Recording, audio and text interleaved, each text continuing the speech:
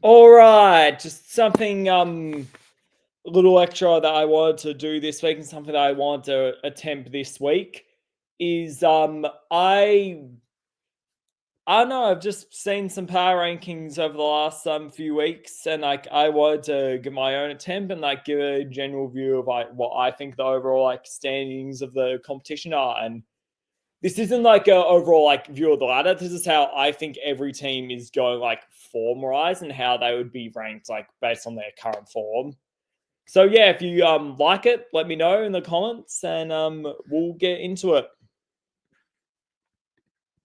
First few will probably be pretty easy in terms of their standing. Number 18, West Coast. Self-explanatory.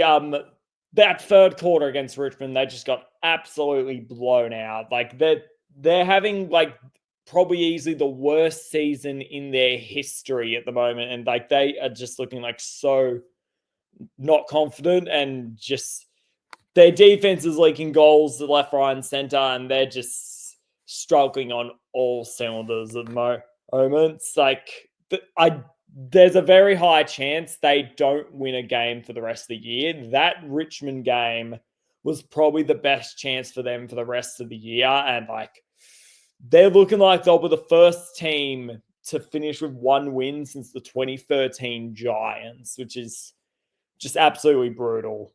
Number 17, North Melbourne. Dropping one spot from this week because I had them at rank 16 like last week, but now they dropped to rank 17.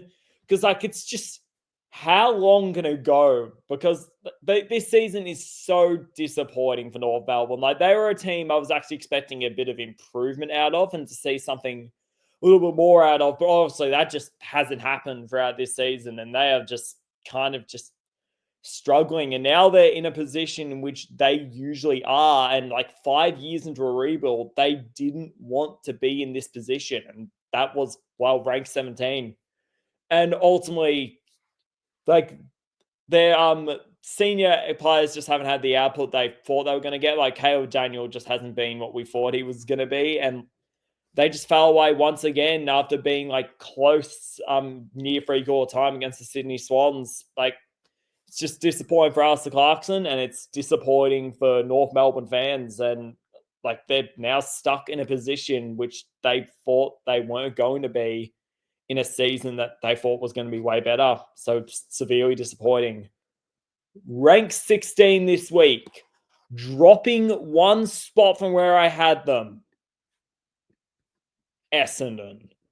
And a lot of it isn't their fault. They've just been injured to hell and back. Just they've easily won the injury cup this year. They've got 12 players on their injured reserve, and I just want them to I want them to actually like complete like and debut all of their rookies, because like that would just be the funnest thing if they could do that. And like it would also give those rookies a lot of experience, but I'm mainly just saying it because like it would be so funny if we see them do that. But overall, yeah, it's just brutal their injury luck. And they looked good against the Giants, but ultimately, like bad kicking is bad football, and it seriously hurt them.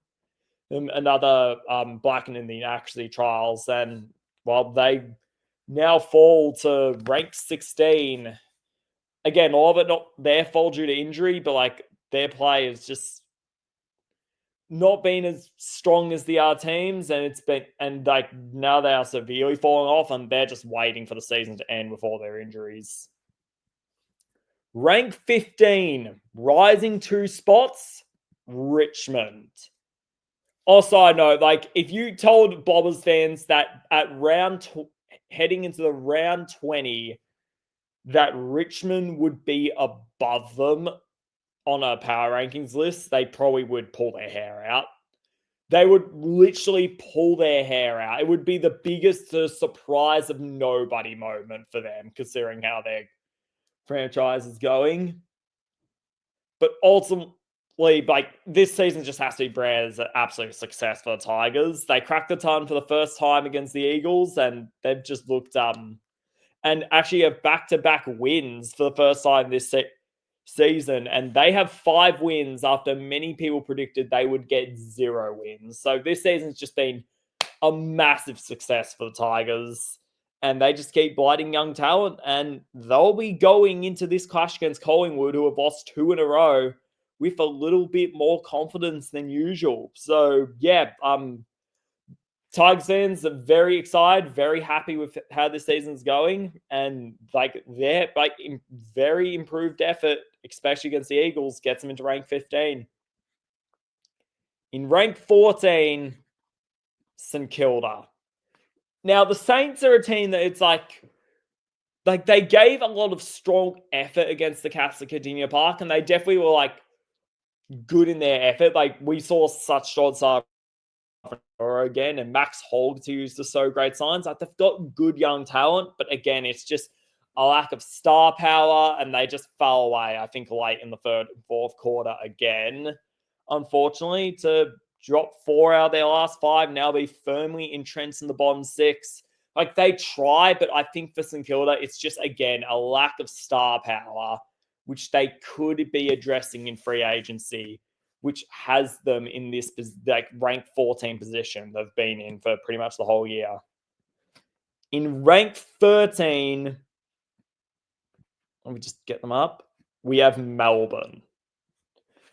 Now the Demons lost to the Blues, ultimately breaking the Blues 5-game losing streak on Saturday night, and like they were ranked 11 like last week, and obviously that loss to the Blues drops them to rank 13. Outside of Cozzy Pickett, there's just not really anyone who's like really like a firecracker for Melbourne. Like maybe you have Jake Melksham like doing strong performances, and Max Gawn is still an absolute terror in the ruck. But other than that, you just don't have anyone who puts the fear of God into you, like from a Melbourne perspective. And like with that loss against Carlton, their season is certainly over. And like, yeah, they face some tough questions on like what to do with Oliver and Petrarca.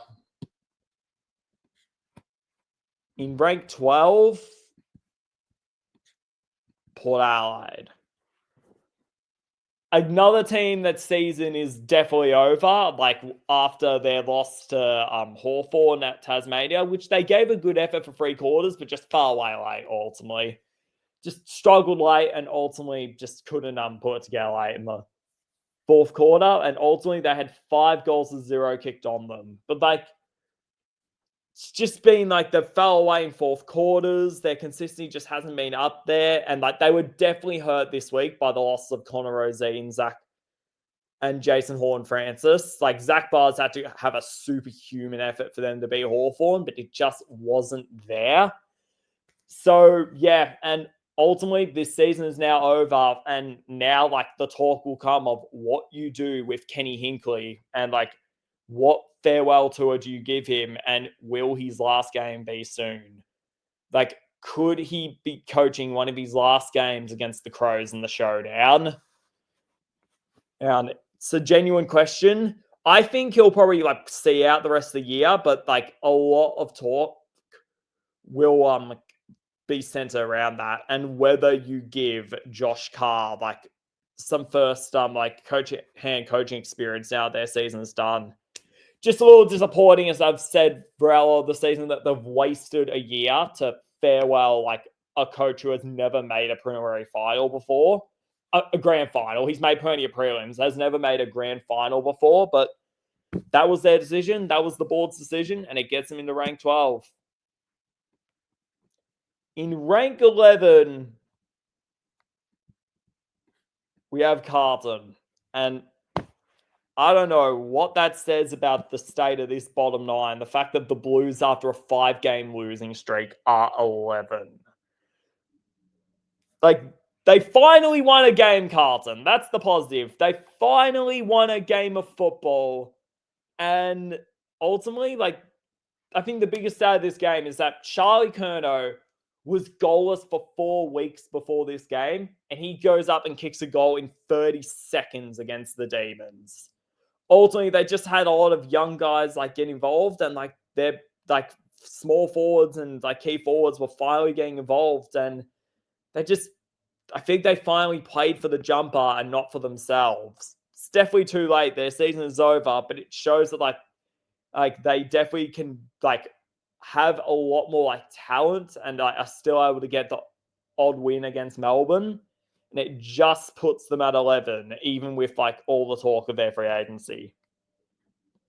All right, now we get to the real teams. Rank 10, Sydney, and they've been 10 for like the last 5 weeks in a row now. Like, I can't move them up to 9, but they're getting there. 5 wins out of their last 6, 4 wins in a row. Very strong fourth quarter effort against North Melbourne. Once again, Brodie Grundy was the catalyst for how strong they looked in the fourth. And we're just keeping themselves alive. I don't think they play finals from here. If I'm making a prediction, I think GIS are likely to end their season this Friday night. But they are setting themselves up to be a very dangerous like finals stopper and be a team that definitely shapes the finals race at the moment. And if they can beat GWS, they may get number 9. Very potentially could get number 9 if they could beat GIS, which will be their hardest game in a few weeks. But you never know with how Battle of the Bridges go.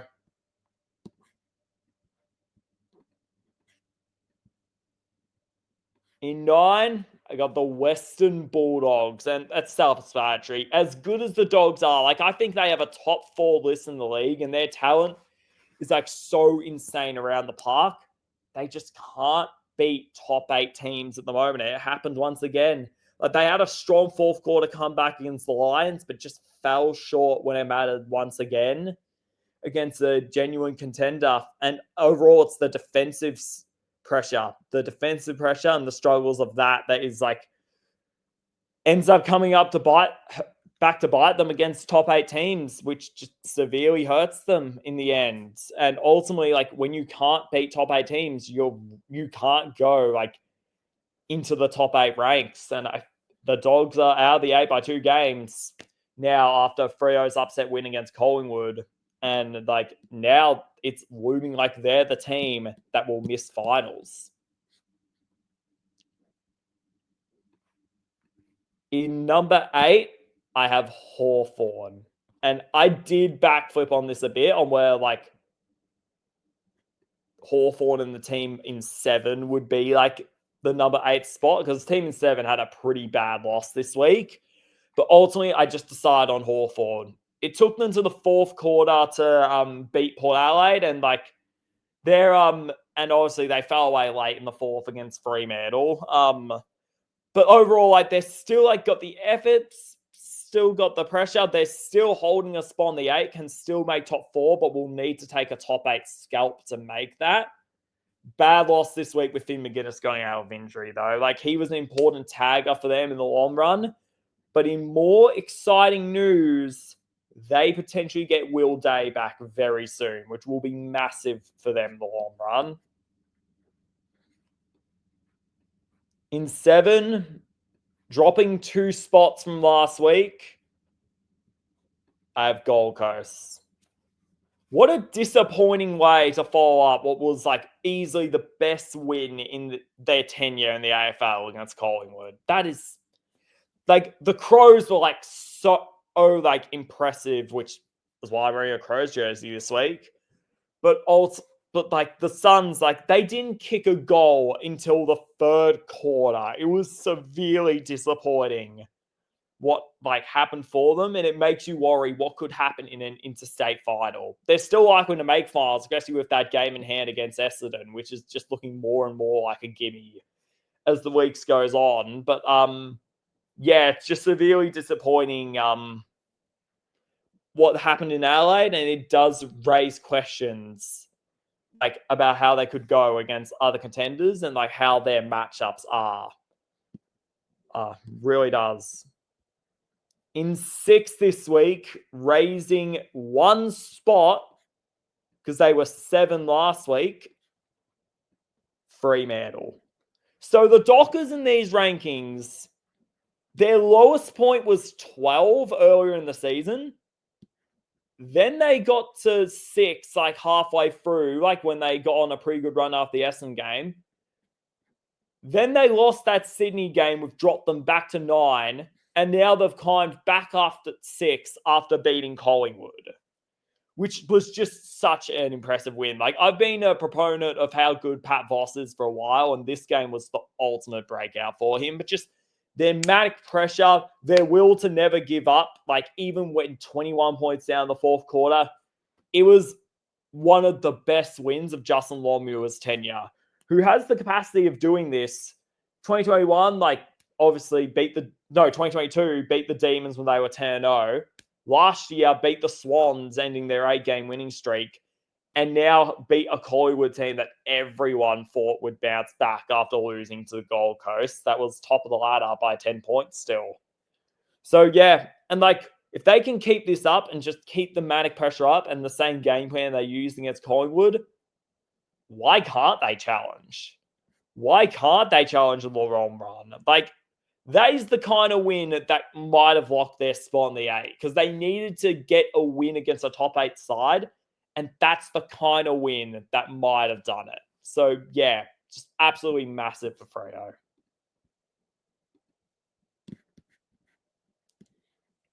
In rank 5, I've got Geelong.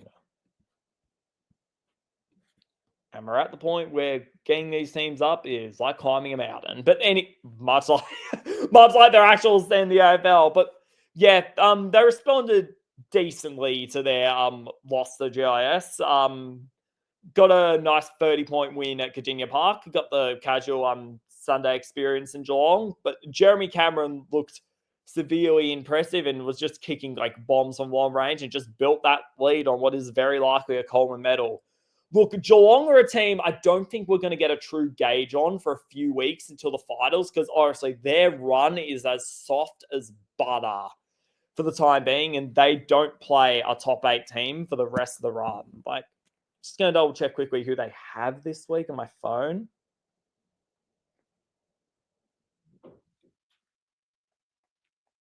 They've got North Melbourne at Marvel, so they should win that. And I don't think you can really climb them up into 4 or 3 for a while unless they like really blow out our opponent and someone in like this top 4 range drops a game.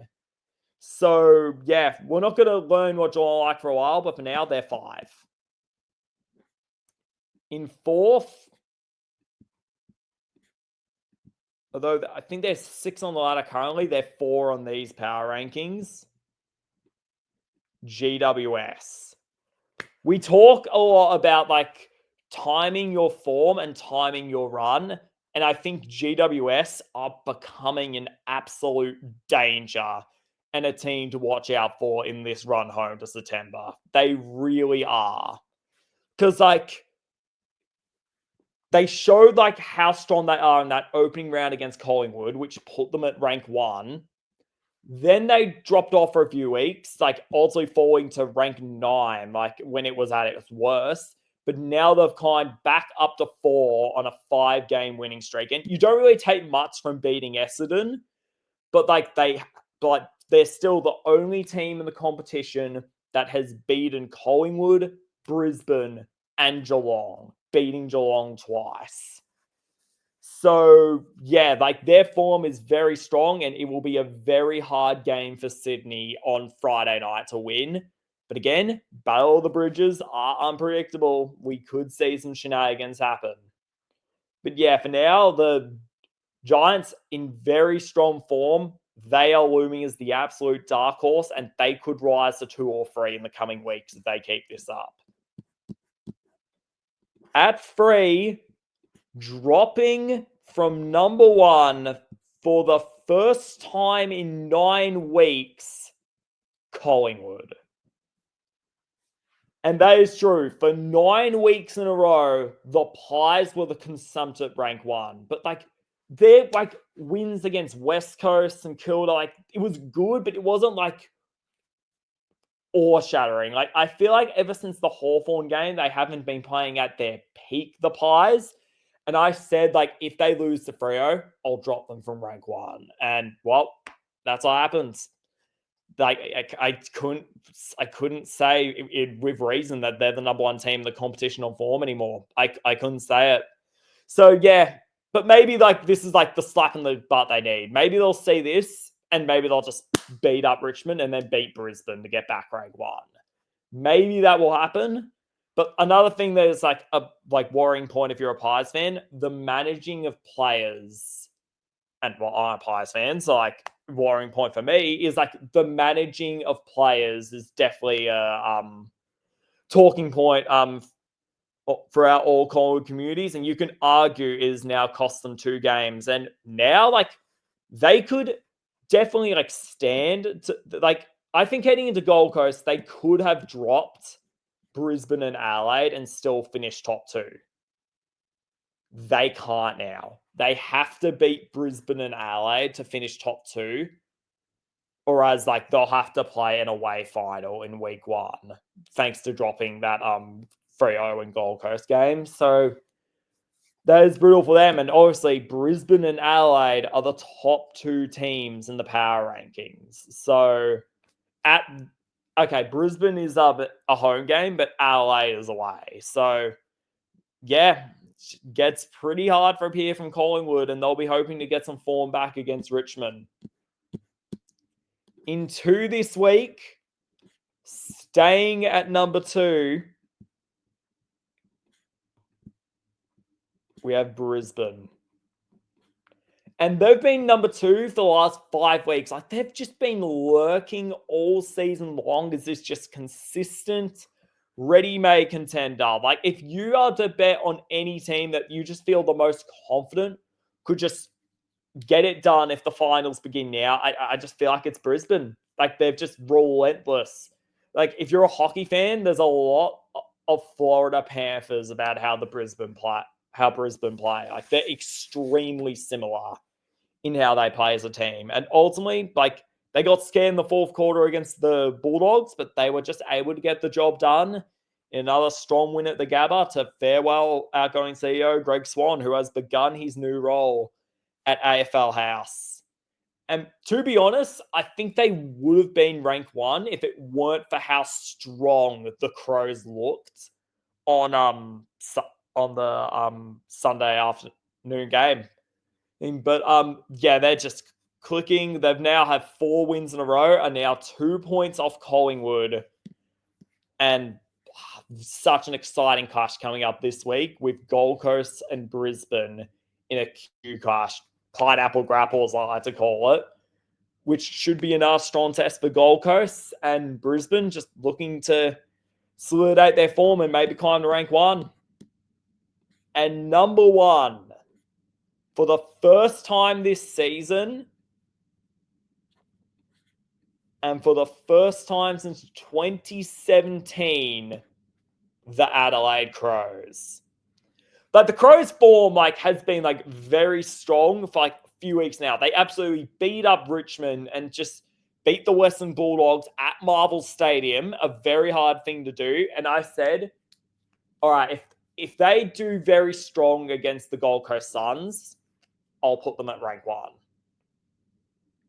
And then they went on to beat the Suns by a fair tune of 61 points. So, yeah, their forward line just so scary. The three-headed monster of Phil Thorpe, Fogarty, and Walker is just so scary to have to deal with. They have just so strong forwards. Their midfield stacked. They have one of the best defenses in the league. I always talk about the Triforce, and they just fit that Triforce to a T. And they've just been playing such good football, especially at Adelaide Oval. They are such a fun team to watch as well. It's been a long climb. And if you watch that 2020 documentary, Matthew Nicks demanded a lot of his Crows players when he started his gig as Adelaide coach. But now it's all paying off. And I took a risk saying they would make the 8 this year. I was not confident in that, but I went for it anyway. And look at them, rank 1 now. And it's the first time since 2017. I was year 7 in high school when that was happening, and now I've graduated. So yeah, if you like this format of the power rankings and liked the overall new video, can let me know in the comments, and we'll see you next week. Enjoy your footy.